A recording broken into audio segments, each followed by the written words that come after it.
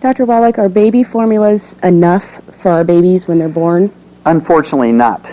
Our formulas that we give to dogs, whether it's kind of like science dog food, or the puppy or kitten milk replacers for puppies and kittens you're going to raise by hand, have 40 minerals in them, including the minerals lithium, chromium, vanadium, and selenium.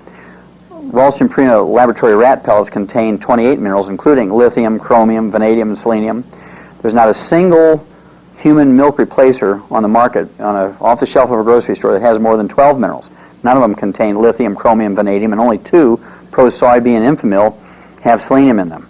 And it's tragic that we give our dogs 40 minerals and our rats 28 and our kids 12 or less. You can begin to see why we spent $1.2 trillion for health care last year. You begin to see why we only live to be 75.5, half of our genetic potential for longevity of 120 to 140, why we only rank 17th in longevity and 19th in healthiness, simply because we don't get the basic raw materials to develop properly and maintain and repair ourselves from the very beginning. I'll give you a tragic example.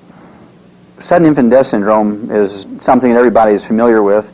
We eliminated sudden infant death syndrome in animals back in the 1950s because farmers can't afford to lose 2 or 3 or 5 or 10% of the baby animals they're raising to sudden infant death syndrome, and we learned that it was due to a deficiency of the trace mineral selenium, causing sudden death in the most robust, the healthiest of the baby animals in the group or the herd or the flock. And we eliminate it simply by giving the pregnant mothers selenium, and as soon as the baby is born or hatched, they get selenium. And if you look at the human infant milk replacers on the market, only 2 of all of them put selenium in the formula. And so if I was going to raise a child today on these infant milk replacers, these infant milk formulas in a can, or a bottle or a box, I would pick the 2, Pro-Soybean and Infamil, that have selenium in them.